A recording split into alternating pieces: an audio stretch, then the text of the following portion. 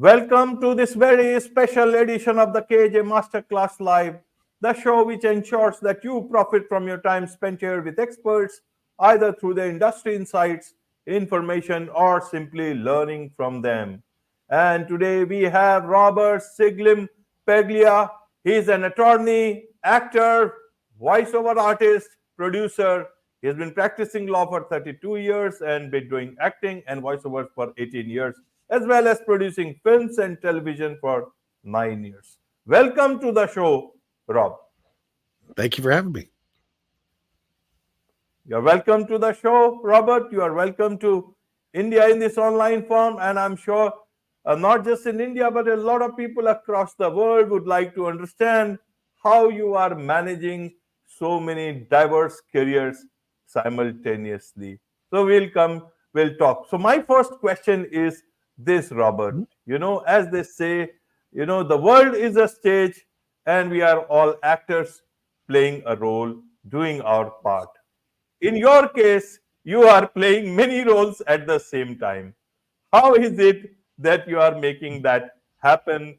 How is it that you are managing diverse careers simultaneously, of that of an attorney, actor, VO artist, producer, even you have written even a book. So help us understand about this Yes. journey, about your motivations. Sure. I mean, it all basically comes down to time management and prioritizing. That's what it comes down to. But I'm the kind of person where I like to learn. I don't like staying stagnant. I like to learn about different things. And as I learned about different things, I wanted to take them on more as a career or it started out sometimes as a hobby, but I turned them into money-making ventures. So I started out as a lawyer. That's how, when I got out of college, I got my law degree and started right out there. But I was always involved with the arts in some way. I was a DJ in college. I was always one of the guys that was behind the scenes. So I'd run the camera or, run the soundboard or something like that. And I was always interested in singing as I was growing up. But, I went the traditional route, the way that your parents tell you to go get education and, become a professional. And so, which I liked. I mean, I decided to become a lawyer on my own after I took some classes in political science in college. So acting was one of my passions. I'm sorry, law was one of my passions. Acting also was. So what I did was I just, about 10 years into my career, my law career, I was working, very long weeks. And I just said, I want to see if there's something else out there, because I like I said, I like learning. So I frequently took classes at my adult ed, continuing education, university, community college here. So I was just flipping through the book one day and I saw the voiceover class, and it looked very appealing to me. I didn't even really know what voiceovers were. I thought it was just kind of like cartoon animation voices. That's it. And then I took the class and I fell in love with voice acting. So I decided right then I was going to make that a side gig, side hustle, a second career. So I took a lot more classes. I got a demo done.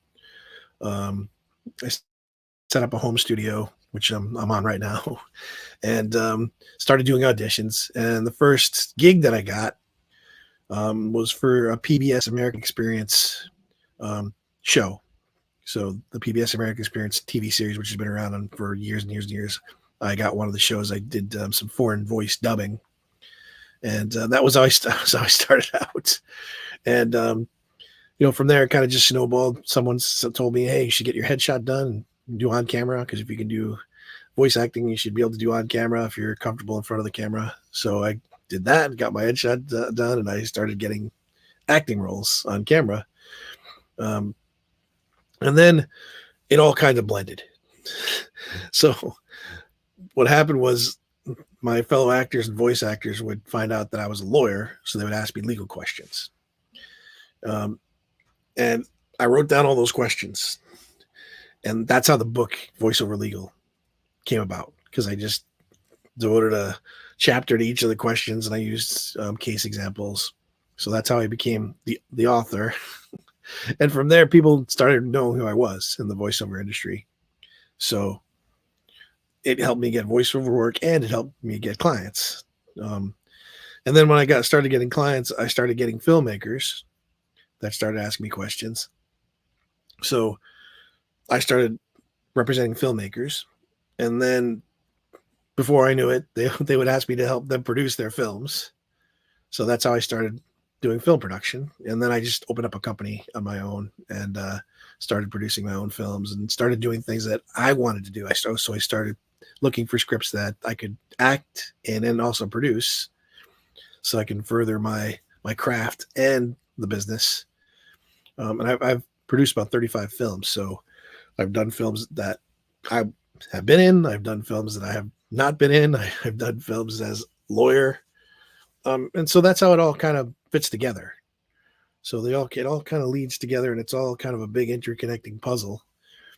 And basically I prioritize. So if I obviously I need to pay the mortgage. So, and there's a funny story about how I actually got involved more full time in the arts, which I'll tell you in a second. But the priority is the key to being able to do multiple things. You have to take time away from something and give it to something else that you want to do. So when I first started as a voiceover artist, what I did was I was working full time as a firm, so I was an employee. So what I gave up at that time was golf. I used to like to golf on my leisure time, and I gave that up to pursue the voiceover. So I substituted that time. So that's how I started. And then when I was in it for a few months, about 6 months or so, I was doing a lot of auditions, a lot of jobs. And so I was using my vacation time with my employer to be able to do a lot of that. And then one day I got an offer to do a 13-day background acting role on Disney's Enchanted. And so I showed my wife. I said, look, I got this offer. I said, I'm not going to be able to do this because I don't have 13 days vacation left. And my boss was not going to let me take 13 days off anyway. And she said to me, you need to quit your job. Quit that job. She said, you hate that job. You have a Disney film. This is something that if you're in the final cut, that we'd be able to show our grandkids. So this is a once in a lifetime thing. You have to do it.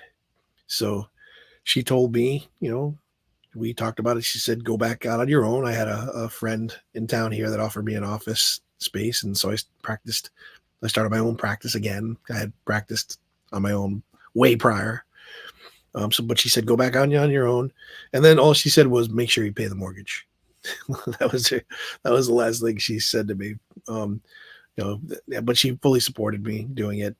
And I actually did make the final cut of Enchanted. I'm in there. So it's something that my kids are now 23 and 30. And I have twins that are 30, and they still watch the film. I remember taking them when it came out, when it premiered, and they saw me on the screen. They went crazy once they started yelling. So, but they still watch it, and I'm having 2 grandkids coming very soon. So, what my wife said is I can't believe how true that became. So, that's how I got here, and now it's just a matter of I prioritize. If I'm not necessarily by how much money the job makes, but how much of an impact it has on me, or how much I really love it. That will be that's a factor in whether I decide to do something or not do something, like take a law case. And I thought about giving up law because I thought about one of the things that also people need to think about when they decide they want to take on more than one career is they have to decide what they love more. And for me, I loved all of it. Like, because I thought about giving up law, but I was like, you know what? I don't really want to give up law. I like it. I like going into court. What I didn't like was the grinding 60-hour weeks. So I was starting to get burned out. I was actually able to reverse that when I had other things, other interests that I was pursuing, because it balanced out my world, my life. And then of course, always family is at the top of the priority list. So I always put my wife and my children first. And then it just, if I get a law job that comes in, I'll decide if I want to do that because I want to something I like about it. Maybe it's money, maybe it's something else. Or when I get same thing with I get a law job or a voiceover job. I decide, is it going to be worth my time and income doing that job? So that's how I do it. That's how I juggle things.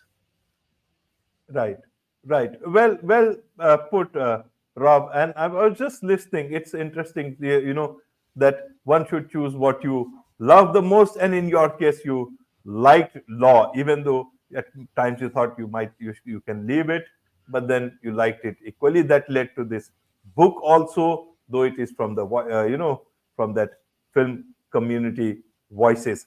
I want to understand one more thing. People generally tend to give sometimes solicited, sometimes unsolicited advice about focusing on one career. Have you ever thought that, okay, if I had focused only on one thing, and then did the other things only when I had a bit of time just for enjoyment, or because it made me happy, that would have led me to be more successful? Has that thought ever come to your mind, for whatever reasons, either for money reasons, either for any other reasons, or you felt that this was the best way to lead your life? Nowadays, there is this word called multi-hyphenate, much Right. more in currency, but Right. earlier on it was not so. So that's why I'm asking you this. Those were different times. This Yeah. is a different time altogether. Well, it's a very good question. So, I could tell you the story what my mom told me when I told her I was going to start doing voiceovers. So I told you I took some classes. I remember I took a whole bunch of classes, and then I had just got my demo done. And I told my mom at that point, hey, I'm going to pursue some acting, some voice acting. And, I was a lawyer for 10 years during that time. And she looked at me and she's like, are you crazy? You're not going to do anything with that. That's what she said. So I just looked at her and I was like, okay, thanks. Now I don't need to invite you to when I get my first Oscar. I don't need to put you in my thank you speech. That's what I told her. So, you know, people always try to say, oh, you should concentrate on one thing or the other. But I have zero regrets for anything that I do because again, I prioritize. So if there's a case that I really want to take, and, I've done many, many pretty big cases, I'll take the case. So I'll make time for it. I may be having to sacrifice some time for the acting or the voiceovers, but vice versa. If I get a big acting job, I've done that too. I've been in many films where I've had to go away for a couple of weeks and concentrate on the film, where I have people in place on my team that can handle a couple of weeks absence. I still have been involved, of course. I have to answer questions and things, but for them, they do the bulk of the work. So if the way you can set it up so that when opportunities come, you're able to take them, and that's the key. You have to be set up. So I don't have any regrets because I've done things that are pretty big. I did a Super Bowl commercial for an acting, so I've done things that are pretty big on the acting side, and I represented a voiceover artist against TikTok. So I've done Right. big things on the legal side. So I don't think just because you spread out your time that it takes away from the impact of what you're doing. In fact, I think it helps because you not just take, like, if I was just going to be a lawyer like I was before and like I was doing when I decided to explore the things, I was taking every single case that was coming through the door. I had no choice. My bosses were giving me every case that came through the door, and some of those cases and some of those clients, they really, they can suck the energy out of you. So that's what I thought was really happening to me, and I needed something else to be able to replace that energy and replace that excitement. So that's why it works for me. And I know that there are some people that can't multitask. They can only concentrate on one thing at a time. But I really do only concentrate on one thing at a time. If I'm working on a film, that's what I'm working on at that time. Or if I'm working on a case, that's what I'm working on at that time. So you have to learn how to focus too. You can't be if you have any type of doubts, or if you don't know how to really focus your time, it's going to be tough. It'll be tough to multitask, because then the danger is you're going to start a whole bunch of things and not finish them. So when I started doing these things, I that's what I told myself. If I'm going to start this, I'm going to do it. I'm going to commit, and I'm not just going to not finish it. Just start something and not finish it. So, and also the funny thing is, law and acting, like I said, they really do complement each other, because all my colleagues in the voiceover industry, in the acting industry, they know me as the voiceover attorney. They know me as the lawyer. All my colleagues in law, all my fellow attorneys, they know me as the actor attorney. Right. So, that's how it crosses over. Everyone knows that I do other things, and I haven't heard really any negative from my colleagues about those things. They both sides, they admire it, because I'm able to do it, and I know that there's a lot of people out there on both sides of, attorneys and actors that want to do other things, but they feel kind of stuck. So they both sides admire it, which is why they remember it. But my mom was the only one that really said anything, but that's what moms do. So Right. That, you see, on the film side, on the production side, people were asking you for legal advice or understanding things that led to this book. right. In the courtroom, has it ever happened that the judge said, listen, Robert, you are overacting, and this is you are representing? Any funny incident, anything So around that? a good lawyer is a good actor. It's really, a lot of those skills go hand in hand, because a good actor is able to take their part, take their character, present the writing, and make who's ever watching feel something. If they don't react, if the audience doesn't react to what the actor's doing, then the actor's not a good actor. They're not doing their job. Acting's not just about learning lines and saying them. Acting is about taking those words, internalizing them, making them come out through your character's vision, and then having the audience react to it. So now, what does a lawyer do when they go into court? They need to take their client's case, not my words. Well, I could put them in my words, but it's my client's facts. It's not mine. It's not my life. It's theirs. Put it into, internalize it, speak it to a judge or speak it to a jury, and get them to react to it. Get them to believe what we're saying, believe my client's case. So it's the same thing. If you're a good actor, you can be a good lawyer. So the only difference between those things is, to be a really good lawyer, you need to know the technical side of it too. You need to understand the law. You need to understand the rules of evidence, so you know when to object and not to object. So there's a lot of strategy involved too. And actually, the other thing that law, I think about with law and sports very much mirror both law and acting, because law and the sports, the gamesmanship, the strategy, very much a part of law. Acting, the fight that the mental toughness that an athlete has to have, the same thing with an actor. You have to have that mental toughness, because you're going to be rejected every day. Literally every day you're going to audition for a whole bunch of things, and you're not going to get maybe 1% of those jobs. So you need to have that mental toughness. And then you need to be able to, when you're starting to rehearse and you're starting to create your character, you need to stay out of your head and don't worry about what other people are thinking. You just need to go through your technique and not worry that other people are looking at you or judging you. Like, that's the mental toughness part of acting. So sports, really, I played a lot of sports, and I still play sports. And as I said, I was a golfer, and that also helps. That helps with it helps with law, and it helps with acting, and that's being people that do one thing. I think have a hard time being more well rounded, and giving a worldly view of things. And that's very important in law. It's very important to use common sense and your knowledge, your general knowledge, because that's the backdrop of everything.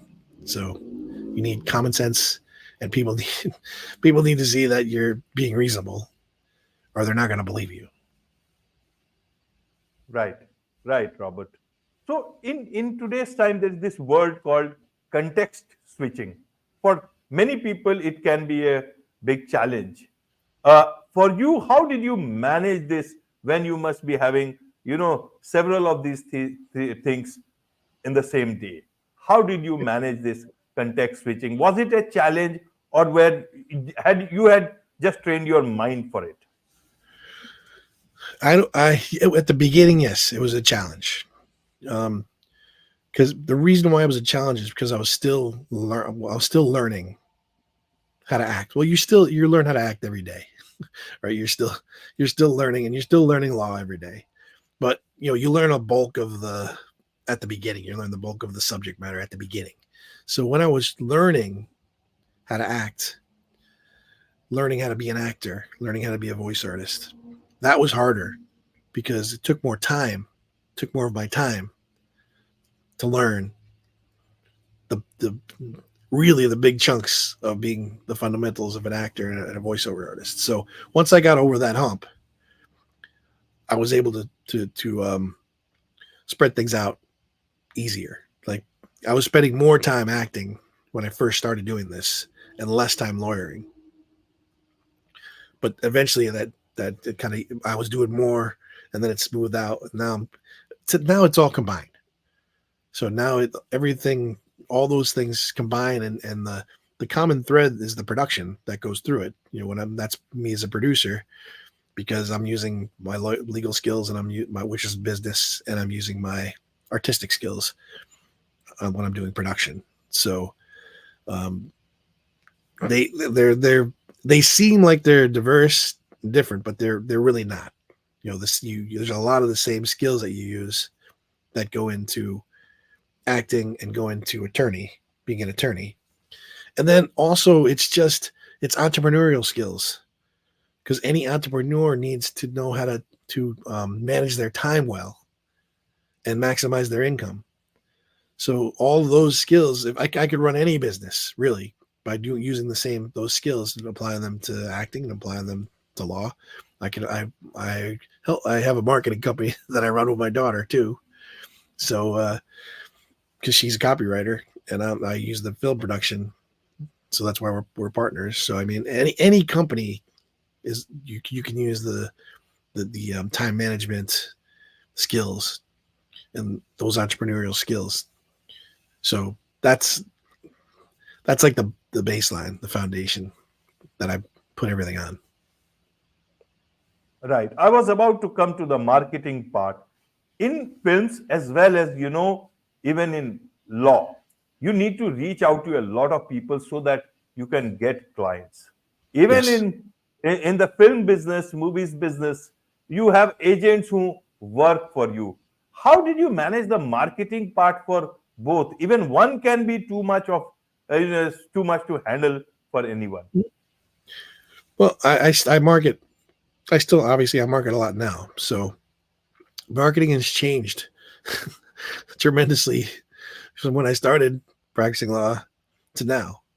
Before, when I first started, I always did marketing. So when I first started practicing, what I used to do was a couple of my campaigns. Well, there's a couple of things I used to do. One, I used to put I came up with a newsletter, full, like a mini paper, and I would distribute it in the local newspaper in the middle. So people would read my little paper that was in the paper about law, about legal subjects. And that's how I used to get clients. One of the ways. I also advertised on radio, and I was a host of a couple of radio shows. And then that got my name out there too. Now everything is really social media.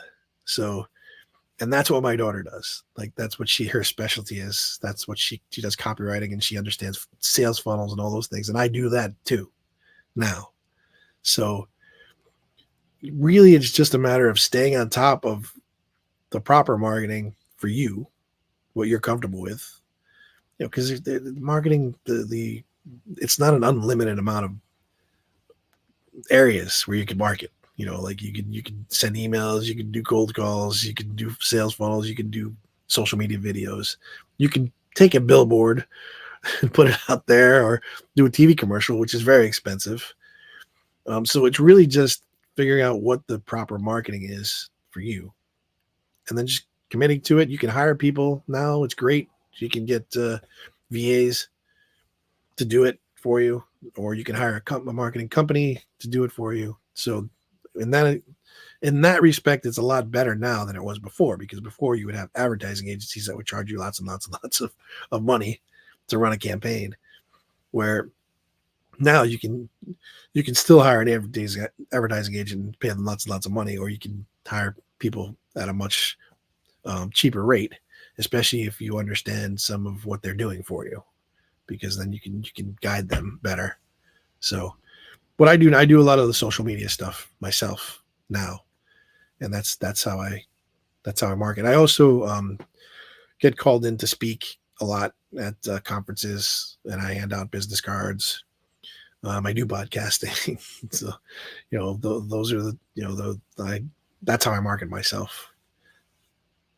Absolutely, absolutely. You see, nowadays the trend is, and the what people say is that you won't be having one work at the same time. You will have to be doing so many things at the same time to be. No, it Right. will not be like careers will not be like earlier on, that one work, one career, and you can continue that all through your life. Now it will have to be several things at the same time. So when I think that, I can think you have been doing that for a long time and be Right. happy about it, managing about it, and now for you, this world was perhaps made for a person like you.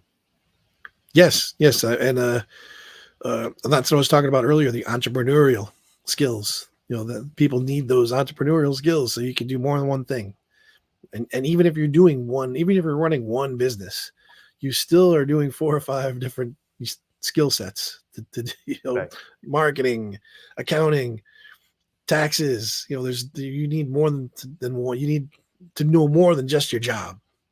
You need to know more than just being a lawyer. You need to know a lot more things to be a successful business person. So it kind of makes sense just to add once you know those skills, adding other businesses under is not that hard.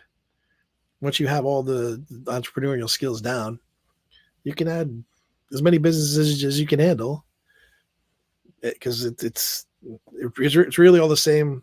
It's just knowing the specific technicalities of that business. So, like I'm not going to become a rocket scientist because I'd have to go back to school to learn that. But, once you learn the technicalities of whatever business, then it's once you run a business and learn all the skills of running a business, then you can start other businesses. Right, right.